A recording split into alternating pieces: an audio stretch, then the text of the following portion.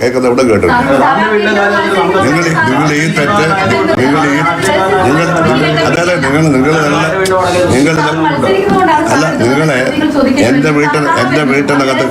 എന്റെ വീട്ടിനകത്ത് കയറണമെങ്കിൽ എന്റെ അനുവാദം വേണം.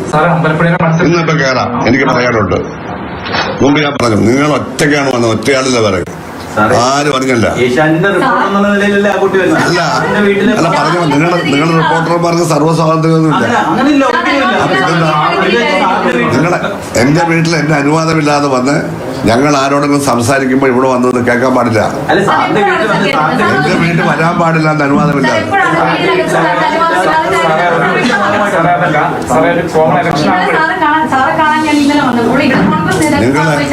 അതെ,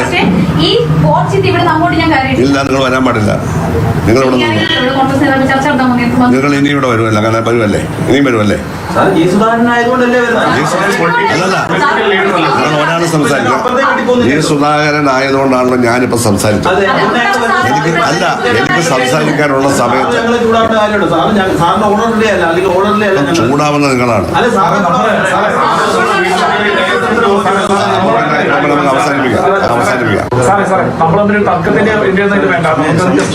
ആദ്യം അവരെ നിങ്ങളെ ജേർണലിസം പഠിപ്പിക്കുക. ആദ്യം പഠിപ്പിക്കുക. സാറെന്നൊന്നും പറയണ്ട, നിങ്ങൾ കാണിച്ച തെറ്റാണ്.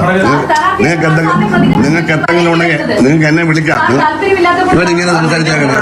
നിങ്ങൾ എന്നെ വിളിച്ചല്ലോ. ഇത്ര തോന്നിവാസം ഞാൻ വിളിച്ച ഫോൺ എടുക്കാൻ. നിങ്ങൾ പറയുന്ന മുഴുവൻ പച്ചക്കള്ളമാണ്. ഞാൻ ഫോൺ എടുക്കത്തില്ലല്ലോ. നിങ്ങൾ വിളിച്ചപ്പോ എടുത്തില്ല. ഞാൻ ചിലപ്പോൾ ബാത്റൂമിലാണെങ്കിലോ. നിങ്ങൾ വന്ന തെറ്റാണെന്ന് നിങ്ങൾ ബോധ്യപ്പെട്ടുണ്ടോ? വേറെ എങ്ങും പോയി ആവർത്തിക്കരുത്. ഞാനായതുകൊണ്ട് കുഴപ്പമില്ല. നിങ്ങൾ മാധ്യമങ്ങളുടെ പേരിലൊന്നും പറയണ്ട. എന്നെ കാണേണ്ടവർ വന്നോളൂ. ഞാൻ അനുവാദത്തോട് വന്നോളൂ. തർക്കത്തിന് തന്നെ പോകും. എന്ന് പറയട്ടെ. ഇലക്ഷൻ നിങ്ങൾ ചെയ്യാനാ? ഇലക്ഷൻ നിങ്ങൾ ചെയ്യാനാ? നിങ്ങളുള്ള കാര്യം റിപ്പോർട്ട് ചെയ്താൽ മതി. മനസ്സിലായില്ലേ? നിങ്ങളിവിടെ അജണ്ടയായിട്ട് വന്ന 2-3 പേരുണ്ട്.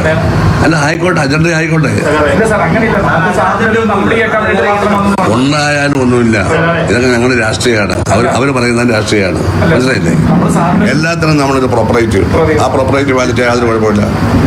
ഒരു കുഴപ്പമില്ല. ഒറ്റയ്ക്ക് വന്നു. എന്താ 10 പേരുമായിട്ടാണെങ്കിൽ എനിക്ക് മനസ്സിലാവും. നിങ്ങൾ സംസാരിക്കണ്ട. നിങ്ങളെ പറ്റിയാണ് ആക്ഷേപം. ഞാൻ നിങ്ങളുടെ ഏഷ്യാനെറ്റ് വേണമെങ്കിൽ പരാതി ഞാൻ അയക്കുന്നില്ല. എനിക്ക് എന്റെ ആവശ്യമില്ല.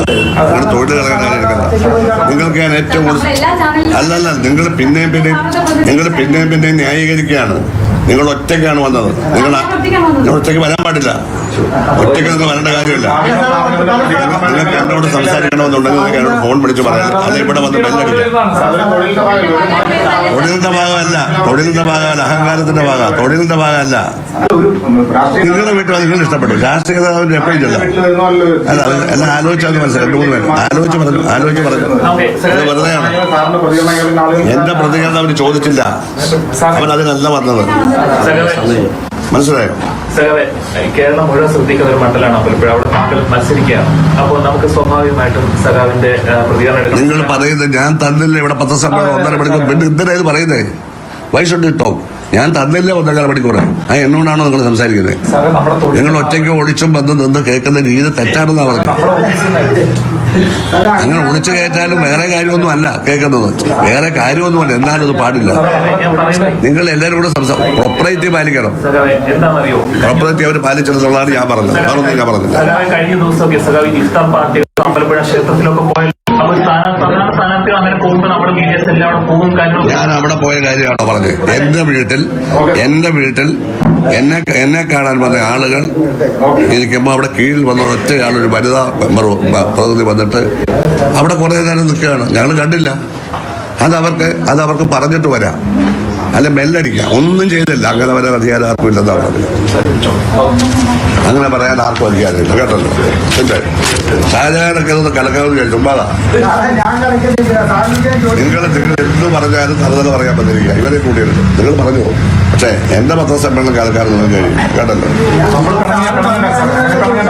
ഷാജഹാനെ നിങ്ങൾക്കെല്ലാം നന്നായിട്ട് അറിയാം.